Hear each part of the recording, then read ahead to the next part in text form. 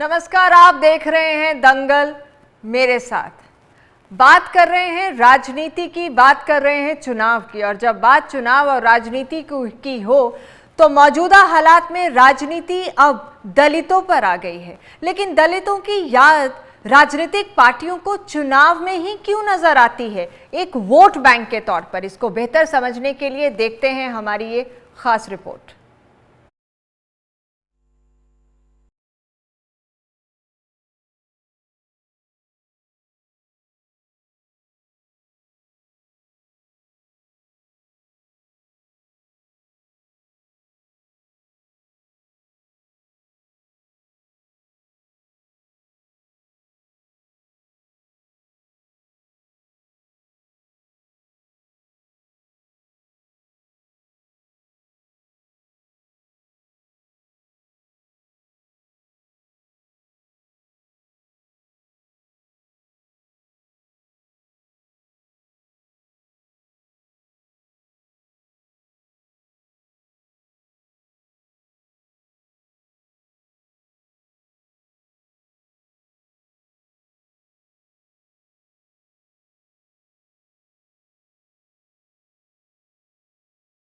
प्रतिशत हैं, वहीं दलित 21%, पंजाबी 8%,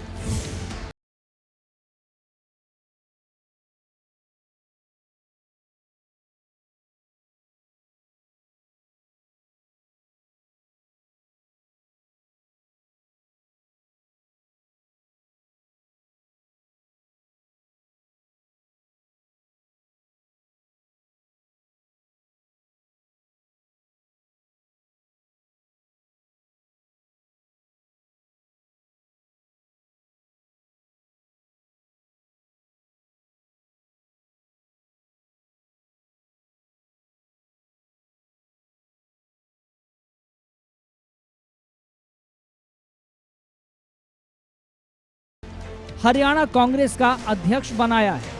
वहीं कुमारी सैलजा के जरिए ये मैसेज देने की कोशिश की जा रही है कि कांग्रेस दलितों की सबसे बड़ी हितैषी है।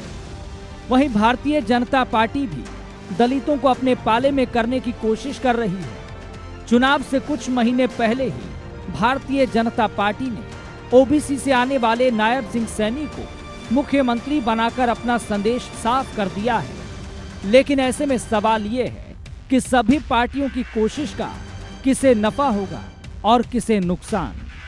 Bureau report, MH1 news. वैसे तो बात होगी कि हम 36 बिरादरी की बात करेंगे, लेकिन बात जब चुनावी माहौल में होगी तो जातीय समीकरण साधने में सभी राजनीतिक दल लग जाते हैं। ऐसे में बड़ा सवाल यही है कि दलितों की जब हम बात करते हैं, दलित अत्याचार की बात करते हैं या दलितों के उत्थान की बात करते हैं, ये सारी बातें चुनाव के समय ही याद क्यों आती हैं? हमारे साथ पूर्व राज्य मंत्री कृष्ण बेदी भाजपा से जुड़े हुए हैं, मौजूदा महामंत्री भी हैं संगठन में। उनसे चर्चा करेंगे, जानने और समझने की बात करेंगे कि भाजपा दलितों की राजनीति या फिर जो बाकी की जो पार्टियां हैं जो गठबंधन कर रही हैं और इस वोट बैंक को साधने की कोशिश कर रहे हैं, उसे भाजपा किस नजर से देखती है। कृष्ण बेदी जी नमस्कार, आप सुन पा रहे हैं मेरी आवाज? तो सबसे पहला सवाल यही है कि जब चुनाव की बात होती है, जातीय समीकरण साधने में सभी राजनीतिक दल लग जाते हैं। कई तरह के गठबंधन इस बार भी हरियाणा के चुनाव में हम देख रहे हैं। क्या कहना है आपका? पहले इनेलो बीएसपी का गठबंधन और अब जेजेपी और चंद्रशेखर आजाद की पार्टी का गठबंधन। भाजपा भी दलितों की बात करती है, पिछड़ों की बात करती है। क्या कहते हैं आप? देखिए, सबसे पहले तो मैं अपनी ओर से, भारतीय जनता पार्टी की ओर से, MH1 के सभी जुड़े हुए दर्शकों का, आपके सभी स्टाफ के साथियों का मैं भूरी भूरी प्रशंसा करता हूं, आभार प्रकट करता हूं कि आज एक ऐसे ज्वलंत मुद्दे को आप लेकर आपने ये डिबेट शुरू की है। दलित भी समाज का और एक संस्कृति का हिस्सा है। वो कोई दूसरे किसी ग्रह से आए हुए लोग नहीं है। ऐसा नहीं है कि दलितों का इस देश को बनाने में, इस समाज को बनाने में, देश की एकता और अखंडता में, देश की सुरक्षा में, देश के तरक्की में उनका कोई योगदान नहीं है। अब आप किस नजरिए से बात कर रहे हैं मुझे नहीं पता। हम तो देश का और समाज का सबसे बड़ा हिस्सा, देश की एकता और अखंडता का सबसे बड़ा हिस्सा दलित समाज है। और रही बात जिन लोगों ने राजनीतिक नजरिए से इस चीज को देखना है वो देखें, वो उनकी जिम्मेवारी है।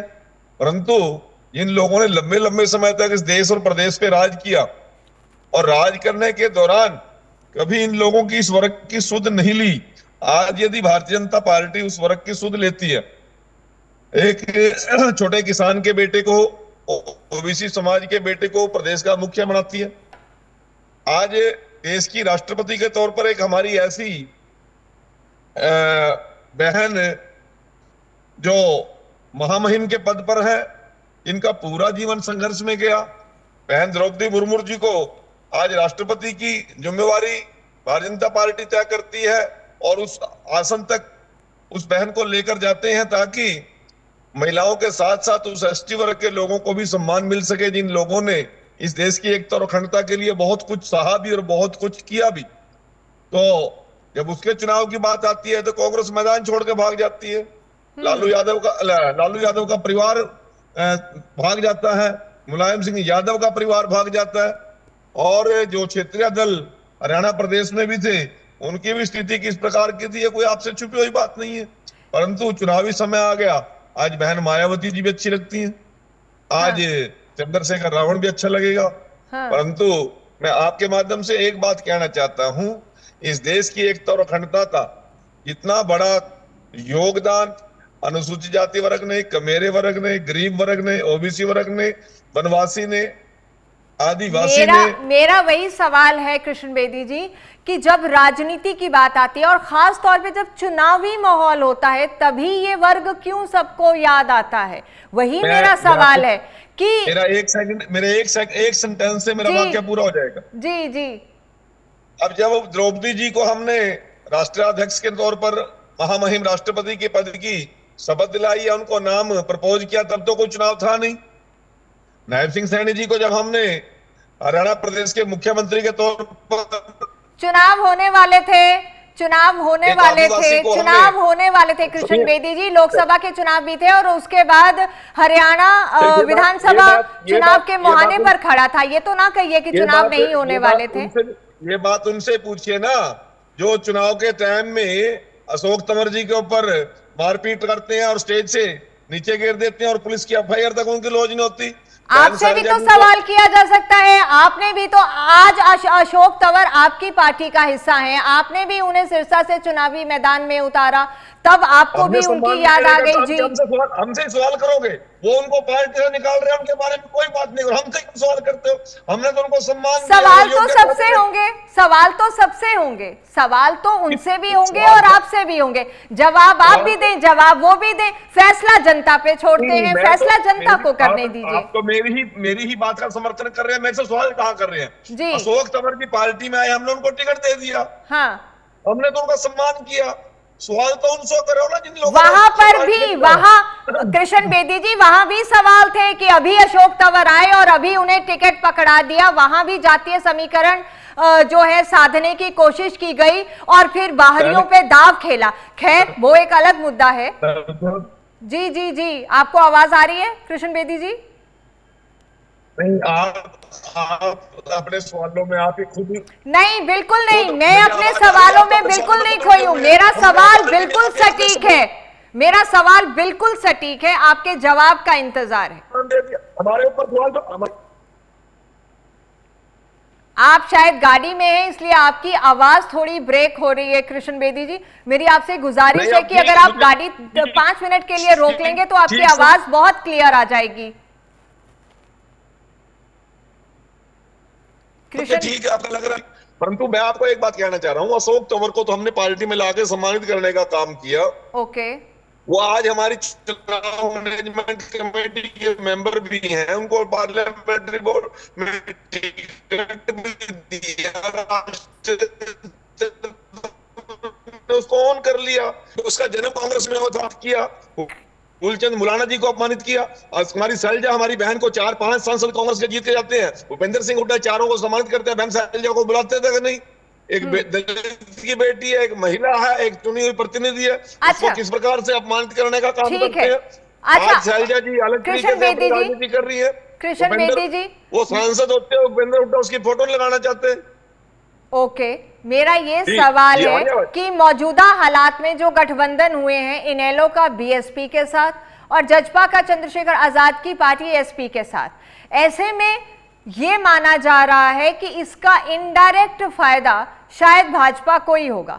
क्या कहना है आपका? क्योंकि वोट बैंक की सेंधमारी का नुकसान कांग्रेस का होगा, ये बात निकलकर सामने आ रही है। क्या कहा जा रहा है? क्या इससे भाजपा को फायदा है या फिर आप इस गठबंधन को किस तरह की राजनीति से देखते हैं? मेरा सीधा सवाल है, आपसे सीधे जवाब की उम्मीद। मैं आपसे बिल्कुल सीधी बात कर रहा हूं जी। कोई पेटेंट कांग्रेस ने पेटेंट किया है क्या दलित की वोट को? उनकी कोई जर खरीदा है क्या दलित की वोट? 70 साल उनको हमने सत्ता में रखा और हमारे को किस प्रकार से अपमानित किया, शोषित किया, प्रताड़ित किया। डॉक्टर भीमराव अंबेडकर जी जो हमारे आज युग पुरुष है, उनका कहीं पे नाम नहीं लेने दिया। आज उनकी याददाश्त में 5 जगह उनके यादगार स्थल पे काम किया तो मोदी जी की सरकार ने किया। अटल बिहारी वाजपेयी जी के सहयोग से भारत रत्न उनको हम देने का काम करते हैं। हरियाणा प्रदेश के अंदर डॉक्टर बी.आर. अम्बेडकर जी की जयंती समारोह को हम सरकारी खर्चे पे बनाने का काम करते हैं। कांग्रेस ने किया क्या? आप उनको धक्के से पेटेंट कर रहे हैं कोई दलित की वोट, दलित को उनके जर खरीदे हैं क्या? हम भी दलित है जिन्होंने कांग्रेस की कभी शकल भी नहीं देखी। ये कांग्रेस अत्याचारी है, दलितों पर शोषण करने वाली है। गोहाना के अंदर गरीबों को घरों में भूपेंद्र सिंह हुड्डा की पुलिस के नाक के नीचे उनके घरों में आग लगाने का इन्होंने काम किया। मिर्चपुर में 2 दलितों को जिंदा जलाने का काम किया। हमने तो उनको 7.5 साल के बाद विस्थापित किया, उनको सम्मान देने का काम किया ढंडूर के अंदर। आप सवाल उनसे कीजिए। हमने तो हमेशा अपने परिवार के लोगों को सम्मान देने का काम किया और दलित को सम्मान देना कोई आसान नहीं किया हमने। ठीक है, अभी जो गठबंधन हुए हैं बीएसपी और इनेलो और जजपा और एएसपी का, इसको किस नजर से देखते हैं? हमने लगातार दलित के लिए काम किया है और पूरा देश का और प्रदेश का दलित समाज भारतीय जनता पार्टी में अपनी आस्था प्रकट कर चुका है। मान लिया कृष्ण बेदी जी, आपकी बात को मान लिया कि भाजपा ने दलित उत्थान का काम किया है, कांग्रेस के राज में दलित उत्पीड़न हुआ है, आपने अपनी बात कही। अब थोड़ी सी टिप्पणी इस पर भी कर दीजिए कि ये जो हाल ही में गठबंधन हुए हैं, इसको आप किस नजर से देखते हैं? क्या राजनीतिक समीकरण है? मैं आपको बता रहा हूँ। ताऊ देवीलाल के नाम पे राजनीति करता है चौटाला परिवार, चाहे दुष्यंत जी हैं, चाहे अजय सिंह जी हैं, चाहे अभय सिंह जी हैं, चाहे श्रीमान ओम प्रकाश चौटाला जी हैं।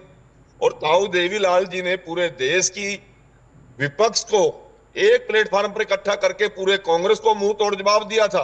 पूरे उड़िया उनको आती नहीं थी परंतु बीजू पटनायक जी उनके साथ थे, कन्नड़ उनको आती नहीं थी परंतु करुणानिधि जी उनके साथ थे, मराठी वो बोल नहीं सकते थे परंतु मधुलिमिया जी उनके साथ थे, शरद पवार जी उनके साथ थे। मैं आप लोगों को बताना चाहता हूं, बिहार से लालू यादव जी उनके साथ थे, मुलायम सिंह यादव जी उनके साथ थे, पश्चिम बंगाल से ज्योति बसु जी, हरकृष्ण सुरजीत भी उनके साथ थे। परंतु आज जो ताऊ देवीलाल विरासत छोड़ के गए थे, उस विरासत की क्या स्थिति हुई है? आज उन लोगों को ये चुनाव में अपनी नैया सिर्फ अपने आप को स्टैंड करने के लिए उत्तर प्रदेश के लोगों से जाकर समझौता करना पड़ रहा है कि हम कहीं ना कहीं एग्जिस्ट कर ले, क्योंकि किसी के हित में काम तो किया नहीं। जब सत्ता में थे तो अपने केवल अपने और अपने परिवार तक सीमित रहे, उनको लूटने का काम भी किया और पीटने का काम भी किया।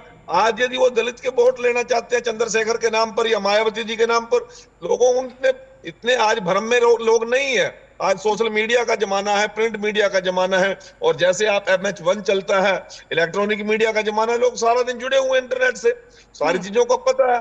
आज इन लोगों के पूरे देश के अंदर, प्रदेश के अंदर कोई नाम लेवा नहीं जीता। देवीलाल जी की तुत्ती पूरे देश में बुला करती थी। तो आपका ये कहना है कि ये जो राजनीतिक गठबंधन हुए हैं ये सिर्फ और सिर्फ अपने हित साधने के लिए हुए हैं?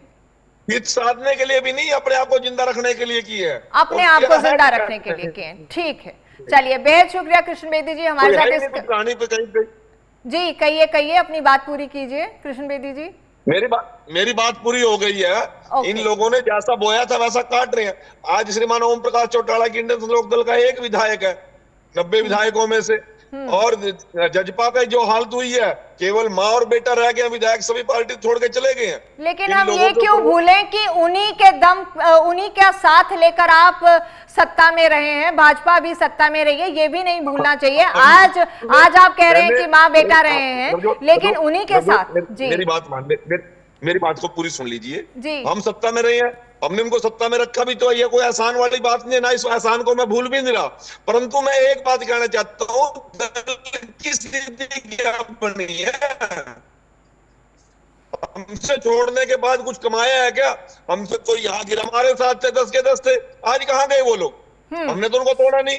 चलिए, ठीक है कृष्ण बेदी जी, इस पर फिर चर्चा करेंगे कि किसने क्या खोया और क्या पाया। बेहद शुक्रिया हमारे साथ इस कार्यक्रम में जुड़कर अपनी बात रखने के लिए। कृष्ण बेदी पूर्व राज्य मंत्री, भाजपा सरकार में रहे हैं, मौजूदा संगठन में महामंत्री भी हैं। कह रहे थे कि भाजपा ने दलित उत्पीड़न नहीं दलित उत्थान किया है। बहरहाल इस गठबंधन को लेकर उनका कहना है कि सिर्फ अपने हित साधने के लिए ये गठबंधन है। राजनीति की बात दलितों पर आई। मेरे साथ कुछ खास मेहमान भी जुड़ गए हैं। वीरेंद्र दुहन है मेरे साथ, पॉलिटिकल एनालिस्ट हैं, चर्चा में शामिल करेंगे इन्हें भी। रामराज शर्मा है हमारे साथ बीजेपी से, और कांग्रेस से दिनेश अग्रवाल भी हमारे साथ जुड़ गए हैं।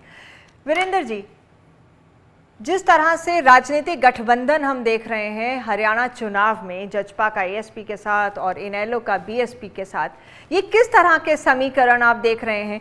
एक, क्या अपनी राजनीति को जिंदा रखने की कोशिश, दूसरा जातीय समीकरण साधने की कोशिश, तीसरा किसके वोट बैंक में सेंधमारी?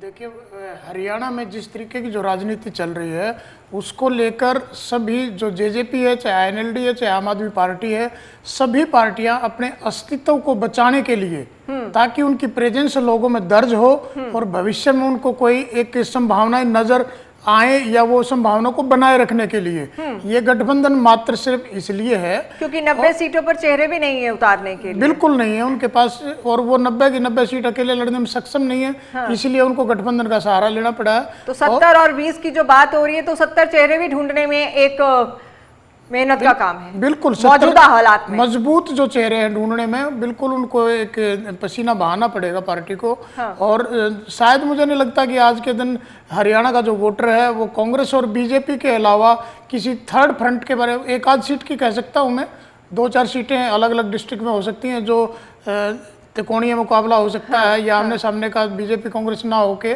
लेकिन मोस्टली सीटों पे भारतीय जनता पार्टी और कांग्रेस का आमना सामना होगा। नहीं, वो तो है, लेकिन जातीय समीकरण की हम बात करते हैं। ग्राफिक्स के जरिए हम जातीय समीकरण को भी समझने की कोशिश करते हैं कि कितने प्रतिशत जो वोट हैं वो दलित हैं और कितने जाट हैं, कितने ओबीसी हैं, कितने पंजाबी हैं। एक बार ग्राफिक्स अपनी टीम को कहेंगे कि वो ज़रूर चलाएं।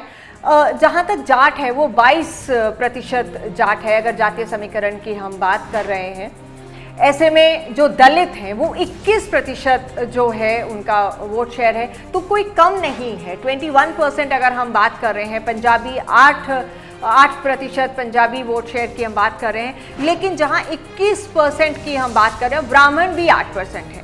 और जब हम चुनाव की बात करते हैं, हम जातीय समीकरण की बात करते हैं, तो शायद हर वोट बहुत इंपॉर्टेंट है। अहीर 5.14 5.14% अहीर हैं जिनकी भागीदारी है, और वैश्य 5% है। ऐसे में वीरेंद्र जी 21% दलित, इस पर सबकी नजर टिकी हुई है। बिल्कुल, दलित वोट जो है एक खासा वोट बैंक है, बहुत बड़ा वोट बैंक है, और सभी पार्टियां उसको लुभाने का प्रयास भी करती है। हाँ। हालांकि मायावती या चंद्रशेखर आजाद जो है उनका कोई हरियाणा में कोई ऐसा जनाधार बिल्कुल नहीं है। हाँ। लेकिन फिर भी उनके नाम का सहारा लेके दलित वोट को लुभाने का प्रयास है, क्योंकि हरियाणा में बिल्कुल कांग्रेस और बीजेपी आमने सामने वही है, और दलित वोट मैक्सिमम मेजोरिटी में जो वोट बैंक है वो इन दोनों दलों के बीच में रहने वाला है। और पिछले चुनावों का अगर हम आकलन करें तो ऐसा भी देखने में आया है कि जो दलित वोट हैं वो कंसोलिडेट होके एक को नहीं जाता है, क्योंकि जो कट्टर बीएसपी के हैं उनका वोट बीएसपी को जाता ही जाता है और डिवाइड होके वोट जाता है। अब ऐसे में किस पार्टी के वोट बैंक में सेंधमारी होगी, किसको इसका फायदा होगा, इस पर आपका क्या कहना है? पिछला मैं आपको बताना चाहूंगा कि लोकसभा चुनाव में जिस तरीके से कांग्रेस की परफॉर्मेंस रही है जी। उस परफॉर्मेंस के आधार पर यह आकलन किया जा सकता है कि जातीय समीकरणों को तोड़ते हुए लोगों ने वोटिंग की थी और उसी का नतीजा था कि कांग्रेस को 5 सीटें और भारतीय जनता पार्टी को 5 सीटें मिली। तो दलित वोट भी कहीं ना कहीं भारतीय जनता पार्टी से एक खास अच्छा खासा जो वोट बैंक कह सकते हैं वो भारतीय जनता पार्टी से नाराज था। उसमें चाहे संविधान में संशोधन हो, दलित SC ST का जो आरक्षण की बात है उसमें क्रीमी लेयर को हो लेकर के जो भी उनके मन में संशय था तो वो भारतीय जनता पार्टी से नाराज था और इसीलिए कांग्रेस को 5 सीटें हासिल हुई थी। चलिए, हमारे साथ दिनेश अग्रवाल भी हैं कांग्रेस से और रामराज भी हैं भारतीय जनता पार्टी से। BSP से राहुल फिरोजपुरिया हमारे साथ जुड़े हुए हैं। राहुल, आप सुन पा रहे हैं मेरी बात? जी बिल्कुल मैम, मैं सुन पा रहा हूं। राहुल जी, क्या आपको मेरी आवाज आ रही है? बिल्कुल मैम, मैं सुन पा रहा हूं, मुझे आवाज आ रही है। राहुल, मैं आपसे ये जानना चाहती हूं कि ये जो गठबंधन आपने इनेलो के साथ किया, जब चुनावी माहौल आता है तब इस तरह के जातीय समीकरण को साधने के लिए ये गठबंधन देखने को मिलते हैं, क्या कहना है? देखिए राहुल जी, देखिए सबसे पहले तो मैं आप सभी का बहुत बहुत धन्यवाद करता हूं, बहुत बहुत आभार, और सभी साथियों को मेरा नमस्कार, जय भीम।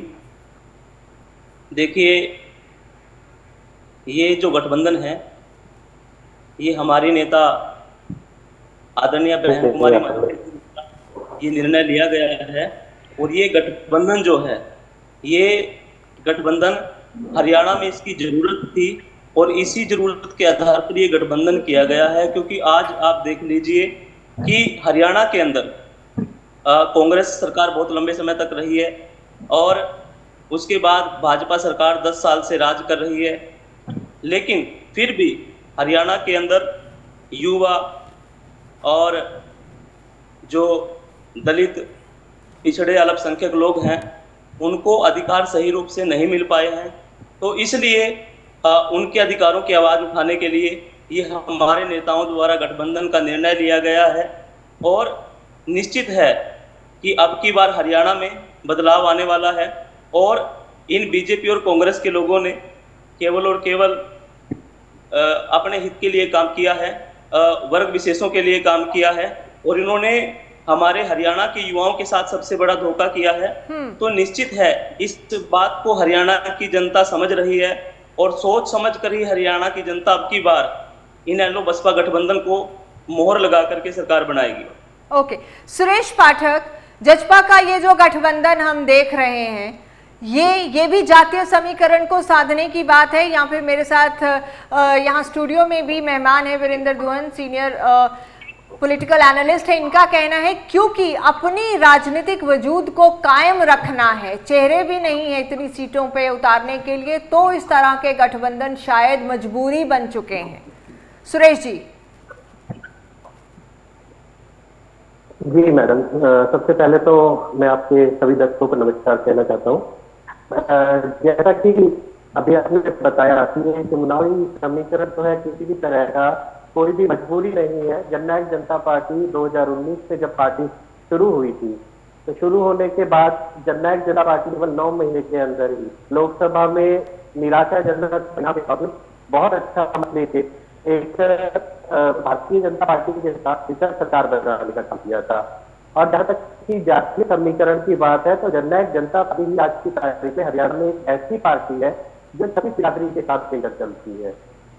चाहे पिछली सरकार में आप बात कीजिए, हमारे मंत्री रहे अनूप धानक, जिनको जननायक जनता पार्टी ने सबसे पहले ही कैबिनेट में मंत्रालय की और मंत्री का स्थान दिया। चाहे हमारे और मंत्रियों की बात कह लीजिए तो जननायक जनता पार्टी हरियाणा के अंदर केवल एक ऐसी पार्टी है जो 36 बिरादरी को लेकर चलने का काम करती है। ये सुनने में बहुत अच्छा लगता है, सभी पार्टियां कहती हैं कि हम 36 बिरादरी को साथ लेके चलते हैं, लेकिन जब चुनावी माहौल होता है और सत्ता की बात होती है तो सभी जातीय समीकरण पर अपना अच्छे से दाव खेलने से पीछे नहीं हटते। दिनेश अग्रवाल, कांग्रेस के टाइम में जो दलित उत्पीड़न हुआ या जो कुछ ऐसे इंसिडेंट्स हुए वो अभी तक शायद लोगों के जहन में ताज़ा हैं और अभी कृष्ण बेदी भाजपा से जुड़े हुए थे, वो भी इसका जिक्र कर रहे थे। क्या कहना है आपका दिनेश अग्रवाल? और खास तौर पे अभी ये जो गठबंधन आप देख रहे हैं, जो एक खास वोट बैंक को नजर में रखते हुए ये जो गठबंधन किए गए हैं, इस पर भी आपका कमेंट। देखिए मैडम, जहां तक प्रश्न है इन गठबंधनों का, हाँ, जो अभी हुए हैं, मैं उनके ऊपर इसलिए टिप्पणी नहीं करना चाहता क्योंकि इन दोनों पार्टियों के नेताओं ने आपस में एक दूसरे को पहले ही कह रखा है कि 0 + 0 = 0। तो वो खुद ही उसको 0 मानते हैं, तो मैं उसको कोई टिप्पणी नहीं करना चाहता। हाँ, रही बात इस बात की जो प्रश्न आपने उठाया, मैं उसके बारे में एक बात कहूंगा कि जिस तरीके के आरोप हम पर लगाए जाते हैं जी, ये निश्चित तौर पर अगर मैं एक एक घटना का जिक्र करना चाहूंगा तो वो बहुत लंबा समय लग जाएगा, बहुत सारी चीजें शायद डिबेट में पूरी नहीं हो पाएंगी जी। लेकिन मैं एक मूल बात यह कहना चाहता हूं कि जो अपराधी होता है उसका काम अपराध करना, उसकी एक प्रवृत्ति बन जाती है, मनोवृत्ति बन जाती है अपराधी की अपराध करना। लेकिन सरकार का दायित्व ये होता है कि सरकार अगर उसका प्रशासन के ऊपर अंकुश है, प्रशासन को अगर आप बेलगाम नहीं होने देते हो और आप अपराधी के मन में प्रशासन का और शासन का अगर भय है तो अपराध कम हो सकता है। इस दुनिया के अंदर कहीं भी ऐसा नहीं है अभी तक, और मुझे लगता है आगे भी नहीं होगा, कि आप अपराध को 0 नहीं कर सकते, लेकिन अपराध को घटा सकते हो। तो जब जब कांग्रेस की सरकार रही, हमने जो शासन चलाया और जो प्रशासन चलाया, हमने अपराध के ऊपर अंकुश लगाया। लेकिन आज के जो हालात हैं वो किसी से छुपे हुए नहीं है कि पूरे हरियाणा प्रदेश के अंदर जिस तरीके से रंगदारी मांगी जा रही है, फिरौती मांगी जा रही है, लोगों पे गोलियां चलाई जा रही हैं, लोगों की हत्याएं की जा रही हैं, सरकार खुद मानती है कि हमने हरियाणा प्रदेश में 12 गैंग सक्रिय है, अपराध दिनों दिन बढ़ रहा है, महिलाओं के प्रति अपराध बढ़ रहा है। अरे भाई जी, थोड़ा सा मुद्दे पे रहिए, रामराज जी कहिए, मुद्दे की बात करते हैं। हाँ, मैं आपसे एक रिक्वेस्ट करूंगा, एक तो इन भाजपा वालों को आप ये बता दो, ये घर से पढ़ के आते हैं, इनको पढ़ा के भेजा जाता है कि दूसरे को बोलने मत दो। इनकी आदत बन चुकी है, जब हम बोलते हैं तो ये बीच में डिस्टर्ब जरूर करते हैं। दलित विरोधी आप और दलित कैसे होने का या नौटंकी करते हैं आप इनसे कह दो कि चुप रहे, ये चुप रहे। जो भ्रष्टाचार इस सरकार के अंदर, मुझे लगता है कि मैं बार बार कह रहा हूँ कि भारतीय जनता पार्टी में ये पढ़ाया जाता है। दिनेश जी, आप जरा दूसरे को बोलने का भी मौका दे दीजिए। रामराज जी कहिए अपनी बात, क्या कहना चाह रहे थे? देखो, जिस तरह से कांग्रेस दलित विरोधी रही है, इनके टाइम में मिर्जपुर कांड हुआ, इनके टाइम में गोहाना कांड हुआ, ये जनता अभी तक भूली नहीं है। और जिस तरह से इन्होंने SC/BC समाज की अनदेखी करी, इन्होंने क्यों नहीं SC/BC समाज से CM बनाया, किसने रोका था भाई? हमने 58 साल के बाद में, हरियाणा बने को 58 साल हो गए लगभग। पहला मुख्यमंत्री पंडित भगवत दयाल शर्मा था, दूसरे मुख्यमंत्री आदरणीय राव वीरेंद्र जी थे। अब हमने OBC समाज से मुख्यमंत्री बनाया। रामराज जी आपको 1 मिनट के लिए रोक रही हूँ। रामराज जी आपको 1 सेकंड के लिए रोक रही हूँ। आपसे भी मेरा सवाल यही है कि ये सब तभी क्यों होता है जब चुनाव होने वाले होते हैं। आपने कहा कि आपने मुख्यमंत्री बनाया, लेकिन वो भी चुनाव से पहले ही बदले गए हैं। बात सिर्फ ये है कि जातीय समीकरण को साधने में कोई पीछे नहीं है। अपनी बात, मैं आपकी बात का जवाब देता हूँ जी। 20% SC समाज को आरक्षण मिला हुआ है और वो एज इट इज जारी रहेगा, उसको कोई नहीं छेड़ सकता। हाँ। और जिस तरह से इन्होंने झूठ बोल के ये 4-5 सीटें हथियाई, काट की अंडी इन्होंने चढ़ाई, इन्होंने झूठ बोले आरक्षण खत्म किया जा रहा है, आरक्षण खत्म किया जा रहा है। कोई आरक्षण खत्म कर सकता है क्या? इन्होंने झूठ बोला, क्या दोनों मेरा सवाल कुछ और था, आपका जवाब कुछ और है। 8,000 रुपए महीना रहे, तो इन्होंने झूठ बोल के ये 2, 4, 5, 6 सीटें हथिया ली, इनकी काट की एक आंधी एक बार चढ़ गई, आगे चढ़ने वाली नहीं है। तो ये मेरे सवाल का जवाब नहीं था। राहुल यहाँ कुछ कहना चाह रहे हैं। राहुल कहिए, क्या कहना चाह रहे हैं? देखिए, अभी हमारे भारतीय जनता पार्टी के नेता और कांग्रेस के नेता अभी यहाँ प्रशासन की, अपराध की बड़ी बड़ी बातें कर रहे हैं। हाँ। लेकिन ये आप भी जानते हैं कि मिर्चपुर भगाना हुआ, और जो भारतीय जनता पार्टी के लोग कह रहे हैं के लिए इन्होंने क्या किया, इनकी सरकार में दलितों को सड़कों पे आकर अपने अधिकारों के लिए आंदोलन करने पड़ रहे हैं। ये बड़ी शर्म की बात है। और इन लोगों को अपराध के खिलाफ और जुर्म ज्यादती के खिलाफ अगर शासन करना सीखना है तो आदरणीय बहन कुमारी मायावती जी से सीखे। 2007 से लेकर 2012 की सरकार में आदरणीय बहन जी ने शासन प्रशासन को इतना मजबूत बना दिया और कानून को इतना सशक्त बना दिया था कि उत्तर प्रदेश में से गुंडे उत्तर प्रदेश छोड़कर दूसरे स्टेटों में जाने लगे थे, दूसरे राज्यों में भागकर चले गए थे। तो इन दोनों पार्टी के नेताओं को जो आपसी बहस कर रहे हैं कानून को लेकर, अपराध को लेकर, कानून की सही परिभाषा इनको आदरणीय बहन कुमारी मायावती जी के शासन से सीखनी चाहिए। उसके बावजूद मायावती जी इतने सालों से सत्ता से दूर हैं, बहन जी दूर हैं, इस पर कोई टिप्पणी करना चाहेंगे वीरेंद्र जी? मैं अपनी बात कहना चाहता हूं मैम, इन दोनों पार्टियों ने बीजेपी की सरकार में आज 10 साल में दलितों को सड़कों पे आकर अपने अधिकारों के प्रति आंदोलन करना नहीं पड़ रहा है। जहां मायावती, जहां बीएसपी का सबसे ज्यादा आधार था, वहां आप अभी एमपी राज्यसभा है हमारे, जिस कांग्रेस की सरकार ने अपने संविधान को खत्म करने की कोशिश की गई, वर्गीकरण हो रहा था, अभी तक कांग्रेस की सरकार चुप है। अभी तक कांग्रेस नेताओं का कोई बयान इस वर्गीकरण के मामले को लेकर नहीं आया है। अगर इस वर्गीकरण के मामले को लेकर प्रधानमंत्री नरेंद्र मोदी जी ने कह दिया वर्गीकरण नहीं होगा, कोई नहीं छेड़ेगा, आरक्षण से कोई छेड़छाड़ नहीं कर सकता जब तक मैं हूँ, मेरी पार्टी का शासन है, आरक्षण को कोई हाथ नहीं लगा सकता। ये आदरणीय देवतुल्य प्रधानमंत्री। माफी चाहूंगी आप दोनों से, जरा आप शांत रहें और मुद्दे पर हम वापस लौटे। वीरेंद्र दुआ, बेहद मुश्किल, देखिए मुद्दे से दोनों भटक रहे हैं, लेकिन बात हम जब हरियाणा की राजनीति की, चुनाव की कर रहे हैं तो कोई यूपी की बात कर रहा है, कोई कुछ कह रहा है, लेकिन बात सिर्फ ये है कि जातीय समीकरण साधने में इस वक्त सभी लगे हुए हैं, इस बात से इनकार नहीं किया जा सकता। और राजनीति की जो लड़ाई है इस वक्त दलितों पर जरूर आई। नवजोत जी, मैं आपको बताना चाहूँगा कि मायावती का कार्यकाल रहा हो या चंद्रशेखर जी अभी उभरते हुए दलित नेता के तौर पे हैं, इन दोनों का हरियाणा की राजनीति में मेरे को आज के दिन कोई स्पेस नज़र नहीं आ रहा है। हाँ। और दलित ऐसी कोई पार्टी अछूती नहीं है, चाहे भारतीय जनता पार्टी हो चाहे कांग्रेस हो, दोनों के ही कार्यकाल में दलित उत्पीड़न के मामले हुए हैं, उजागर हुए हैं और एक लोगों को आंदोलन भी करना पड़ा है।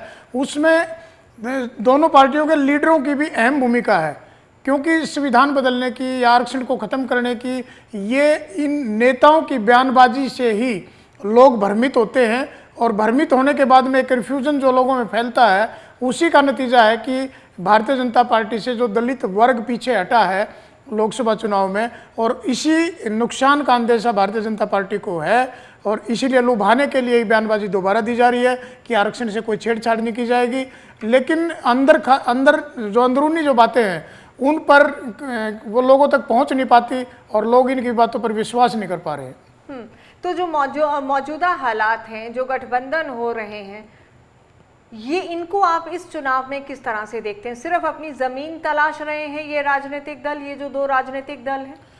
बिल्कुल, इनका नवजोत जी जो भी एक अपना चुनाव जो निशान है, क्योंकि उस पर तलवार लटकी हुई है पार्टी पे कि इनका चुनाव निशान जो छीना जा सकता है, क्योंकि इनको कोई लोकसभा की सीट हासिल नहीं हुई है। विधानसभा में भी जैसे इनेलो की एक ही सीट थी पिछली बार, और इस बार जैसे जेजेपी की 10 सीटें थी, वो 10 सीटें भी आपको पता है किस तरीके से हासिल हुई थी।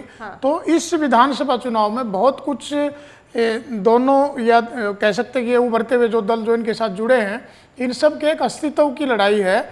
अदरवाइज मुझे नहीं लगता कि 90 सीटों में से कोई 10 सीट भी ऐसी होंगी जो एनएल और ये भारतीय जनता पार्टी और कांग्रेस दोनों के आमने सामने की फाइट रहेगी। 10 सीटें कह सकता हूं मैं, किसी प्रतिकोणा मुकाबला हो सकता है।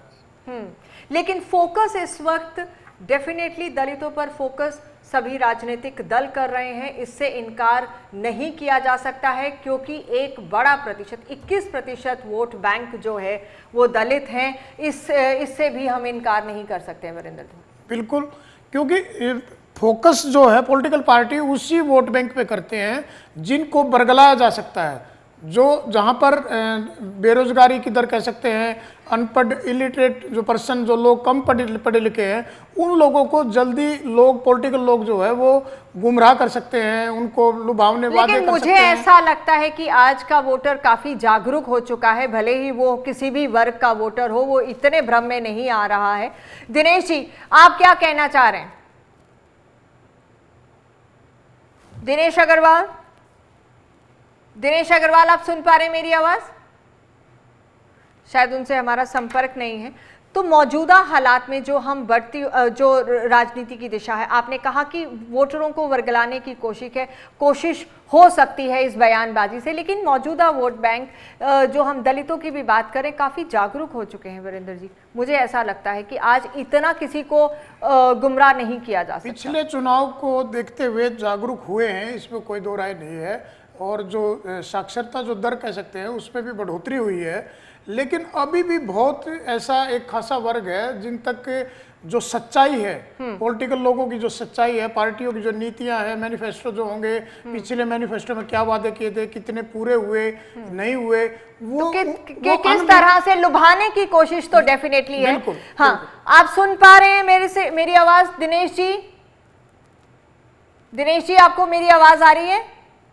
शायद उनसे संपर्क नहीं हो रहा। रामराज जी, आप सुन पा रहे हैं मेरी आवाज? जी रामराज जी कहिए। जी कहिए रामराज जी, आपके कमेंट्स। देखो कांग्रेस का दलित चेहरा तो, दलित विरोधी चेहरा तो सबको आपको पता ही है। हाँ, जिस तरह से उन्होंने उनके टाइम में ये कांड हुआ है, गोहाना कांड उनके टाइम में हुआ, मिर्जपुर कांड उनके टाइम में हुआ, तो उन्होंने दलितों को तो उजाड़ने का काम किया है। और हमारी सरकार ने दलित भाइयों को बहुत सम्मान दिया। आदरणीय कृष्ण पवार जी हमारे एमपी राज्यसभा हैं, हमारी सरकार ने बनाए। और दूसरा, डॉक्टर बनवारी लाल जी कैबिनेट मंत्री हैं। और दूसरा, इन्होंने जैसे झूठ बोला भाई आरक्षण खत्म किया जा रहा है, आरक्षण खत्म किया जा रहा है, पिछले चुनाव में, लोकसभा चुनाव में इन्होंने झूठ बोला, संविधान से छेड़छाड़ की जा रही है, संविधान बदला जा रहा है। इन्होंने झूठ बोला बहनों के खाते में पैसे आ जाएंगे 8,500 खटाखट। तो ये मैं समझता हूं ये ठगी ठोरी करके ये 4-5 सीट हथिया गए, काट की अंडीन की एक बार चढ़ गई, आगे चढ़ने वाली नहीं है। क्योंकि दिनेश जी, फाइनल कमेंट्स आपके। हाँ चलिए रामराज जी। ऐसा छत्ती बरादरी का आशीर्वाद हमारे साथ है, देवतुल्य जनता जनार्दन के आशीर्वाद से दिनेश जी कहिए। हमारी सरकार केंद्र में बनी है, हरियाणा में भी हमारी सरकार रामराज जी 2 मिनट आशीर्वाद से बनने जा रही है। नायब सैनी जी दूसरी बार मुख्यमंत्री बनने जा रहे हैं। चुप नहीं होंगे। जी दिनेश जी कहिए। मैडम जी, मैं सिर्फ ये कहना चाहता हूं कि जितने राग ये भारतीय जनता पार्टी वाले गा रहे हैं, पिछले 10 साल से लगातार दलित वर्ग सड़कों पर प्रदर्शन कर रहा है, सफाई कर्मचारी प्रदर्शन कर रहे हैं, ये उनको लाठियों से पीटते हैं, उनके हक उनको नहीं दे रहे। अरे पीटने बैठने का काम तो आपका टाइम का था भाई। मैं बार करूंगा, मैं इनको समझा दीजिए। टाइम का था पीटने का काम। ये व्यक्ति सोच के आते हैं, इनको पढ़ा के भेजा जाता है। ये बात करते हैं बनवारी लाल जी की। अरे कौन सी समाज से, आप दलित समाज से सीएम चेहरा डिक्लेयर करो तो बताइए। पार्टी के तो राष्ट्रीय समाज से सीएम चेहरा डिक्लेयर करोगे? पहले क्यों नहीं बना? पार्टी का राष्ट्रीय दलित पहले सीएम क्यों नहीं बना आपने? किसने रोका था आपको? बताइए आप। और राष्ट्रीय अध्यक्ष भी दलित है। इस तरह से बहस करके आप मुद्दे का सिर फोड़ दिया था एक दलित। चलिए रुक जाइए रामराज जी, दिनेश जी, माफी चाहूंगी, आप लोग शांति बनाए रखें प्लीज। मैम आपने मुझे समय दिया, लेकिन ये मुझे जब भी बोलता हूँ ये बीच में क्यों बोलते हैं? ये मैं तो इनके बीच में कभी नहीं बोला। सुरेश जी, आपके फाइनल कमेंट्स, इस गठबंधन से जजपा को क्या फायदा होगा, क्या देख रहे हैं आप? सुरेश जी, आप सुन पा रहे हैं मुझे? सुरेश जी मैडम जी, मैं तो पहले भी मैंने कहा है कि जी मैं आपकी बात सुन पा रहा हूँ। मैंने पहले भी कहा है कि जननायक जनता पार्टी जी जी, जननायक जनता पार्टी 36 बिरादरी की पार्टी है और हमारे नेता आदरणीय दुष्यंत चौटाला जी 36 बिरादरी के नेता हैं। तो गठबंधन जो है, गठबंधन इस संगठन को हरियाणा में बढ़ाने का काम करेगा। जी जी। ओके राहुल, आपके final comments. Hello Rahul. Final comment. जी जी मैम, अभी हमारे भाजपा के मित्र कह रहे थे कि हमने दलित मंत्री बनाए हैं, राज्यसभा सदस्य बनाए हैं, लेकिन वो दिमाग से दलित नहीं है। मुझे ऐसा उनका अभी तक कोई भाषण, कोई स्पीच विधानसभा में या राज्यसभा में नहीं मिला है जो दलितों के हित में उन्होंने कुछ कहा हो। और रही बात कांग्रेस पार्टी की, कांग्रेस पार्टी ने, अभी मेरे मित्र ने बोला है, राष्ट्रीय अध्यक्ष मल्लिकार्जुन खड़गे को बनाया है, लेकिन उन राष्ट्रीय अध्यक्ष को परमिशन लेनी पड़ती है राहुल गांधी जी से दलितों के लिए बोलने के लिए। अभी वर्गीकरण का जो मामला हुआ, आरक्षण खत्म करने की जो साजिश की गई, जिसके लिए आदरणीय बहन जी के आदेश से भारत बंद का आह्वान भी हुआ, तो उसमें भी मल्लिकार्जुन खड़गे जी चुप रहे। और कांग्रेस की चुप्पी ये दिखाती है कि इनका चेहरा हमेशा से दलित विरोधी रहा है। और मैं ये कहना चाहता हूं कि आने वाले समय में हमारा जो दलित समाज है वो इस बात को समझ गया है और इस बात को समझने का उन्होंने समझने का काम किया है, और आने वाले समय में वो एकजुट होकर के प्रदेश में दलितों की, किसान कमेरे की, इनेलो बसपा गठबंधन की सरकार बनाए। चलिए, बेहद शुक्रिया आप सभी का इस कार्यक्रम में जुड़ने के लिए। वीरेंद्र दुहन, दलित हितैषी होने की बात सभी करते हैं, लेकिन वो बात सिर्फ तब होती है जब चुनाव आने होते हैं या फिर हम वोट को देख रहे होते हैं कि अब हमें वोट की राजनीति करनी है, हमें सत्ता चाहिए। लेकिन जब हम सत्ता में होते हैं तब उत्पीड़न के मामले, भले ही वो कांग्रेस हो, बीजेपी हो, किसी भी राज्य में हम दलित उत्पीड़न के मामले देखते हैं, उसे नजरअंदाज नहीं किया जा सकता। क्या कहना है आपके फाइनल कमेंट्स? देखिए, हरियाणा की राजनीति में कोई भी दलित एक जाति विशेष की कोई पार्टी, उसका मुझे आज के दौर में बिल्कुल कोई स्पेस नज़र नहीं आ रहा है। सभी पार्टी, जो भी पार्टी जिसने भी राजनीति करनी है, सभी जातियों को, सभी धर्मों को साथ लेके चलना पड़ेगा। कोई भी आदमी अगर ये चाहता है, मान के चलता है कि मैं दलित राजनीति के बलबूते पे अपनी पार्टी को यहाँ मैं जिंदा रख सकता हूँ, तो मुझे हरियाणा की राजनीति में बिल्कुल नज़र नहीं आता। और मायावती जी जो बिल्कुल उत्तर प्रदेश की राजनीति में बिल्कुल एक हाशिए पे आज के दिन खड़ी हुई है और वो हरियाणा में अपना वजूद तलाश रही हैं, बिल्कुल उनका कोई स्पेस नहीं है। हाँ, इतना जरूर कहना चाहूँगा कि जो चंद्रशेखर जी हैं, उन्होंने एक गलत फैसला लिया है, क्योंकि वो पहलवानों के आंदोलन में बढ़ चढ़ कर उन्होंने भाग लिया, किसान आंदोलन में बढ़ चढ़ कर भाग लिया, और आज एक ऐसी पार्टी के साथ उन्होंने गठबंधन किया है जो 10 साल तक भारतीय जनता पार्टी के साथ गठबंधन में रही। आज उनको लोगों से ये जवाब बिल्कुल देना पड़ेगा, तो इसमें मुझे नहीं लगता कि इनको कोई विशेष फायदा होने वाला है। चलिए, कौन किसके सहारे अपने राजनीतिक वजूद को तलाश रहा है, इस सवाल का जवाब भी आने वाले वक्त में जरूर मिल जाएगा, क्योंकि चुनाव में बहुत ही कम समय बचा है। लेकिन जातीय समीकरण पर चुनाव लड़े जाते हैं, इस बात से भी इनकार नहीं किया जा सकता, क्योंकि हरियाणा की राजनीति में हम ये देख रहे हैं 36 बिरादरी की बात हर राजनीतिक दल करता है, लेकिन जब बात सत्ता को पाने की होती है तो जातीय समीकरण भी साधने से गुरेज ये राजनीतिक दल नहीं करते। ऐसे में बहुत बड़ी जिम्मेदारी बन जाती है उन वोटर्स की कि उनको किस तरह से अपनी समझ का इस्तेमाल करके अपनी वोट का इस्तेमाल करना है। फिलहाल लेते हैं आपसे इजाजत, नमस्कार।